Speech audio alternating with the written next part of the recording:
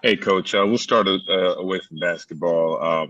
It's your reaction to the Chauvin verdict, and just as the news settled in, where your mind traveled to, and considering all the emotion involved and the protests and player involvement.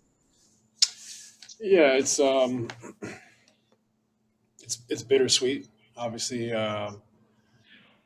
George Floyd lost his life, as many others have, unjustly, and we can't forget that people are losing their lives. On the other hand, it is a small gesture of justice and possibly hope for the future, and that perhaps all the social justice movements, the NBA, the WNBA, with the community at large, are really making an impact. And whether it's small and creating a tipping point, or whether it's large, it gives hope that the voices of many are making change, and that we have a better future for our kids. And it is this, you know, I, in one respect, it's relieving because you don't have a lot of confidence historically that the verdict would come down, and that justice would be served. So, I just hope that this is the type of statement by our justice system that gives hope and precedence for these type of verdicts to be the norm. You saw the team's release on James Harden. When did you find out his situation, and what can you tell us about that workout and the setback itself?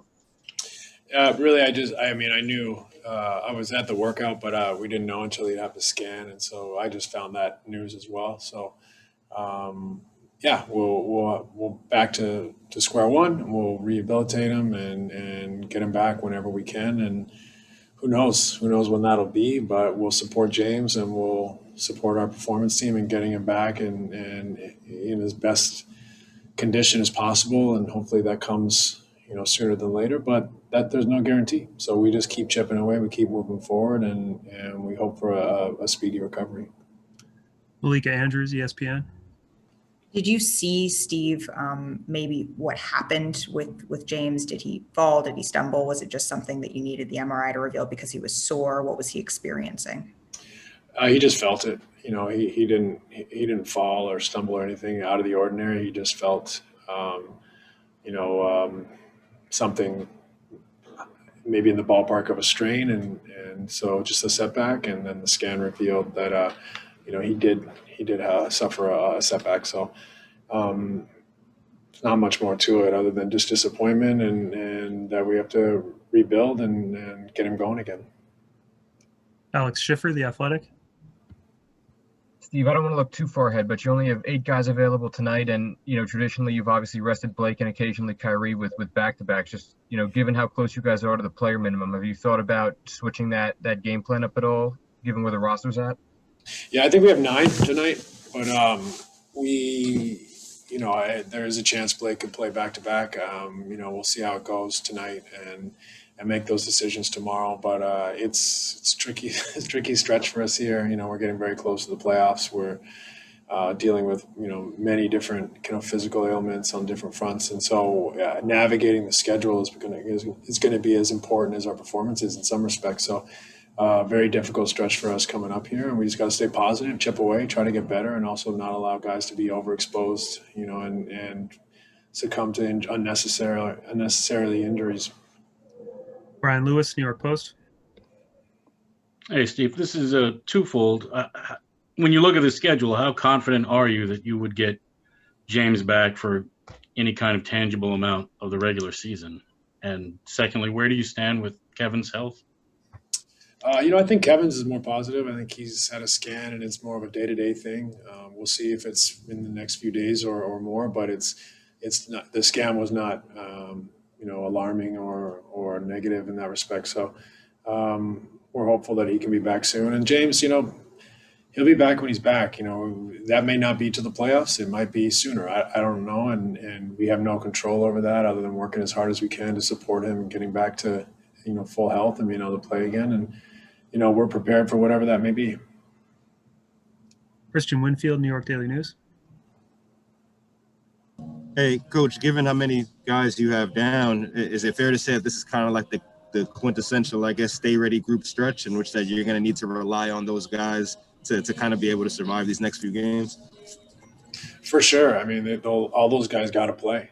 All those guys that are, kind of at the fringe of the rotation or just out of the rotation are going to have to play. We have 9 guys available tonight and a game tomorrow night. So we'll see. Hopefully, we come out of this game in one piece and can move on to Tampa tomorrow night in the Raptors. Back to Malika Andrews.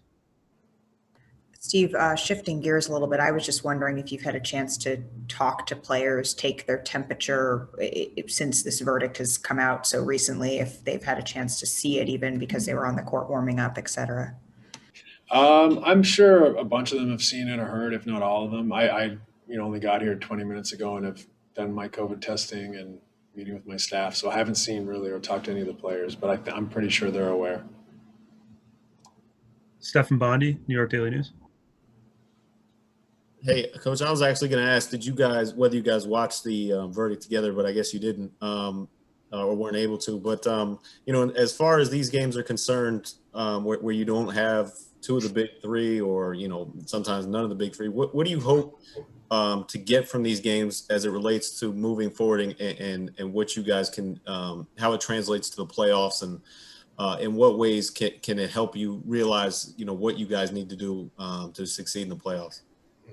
It's a great question. I don't know. The number one, I think, priority in some respects has to be survival. We have to not overburden the rest of the roster. Everyone's going to have more responsibility theoretically than they had in the past, and sometimes that can be, too much exposure physically when you haven't been used to that type of adaptation. So we got to be careful, but at the same time, we don't have a lot of options.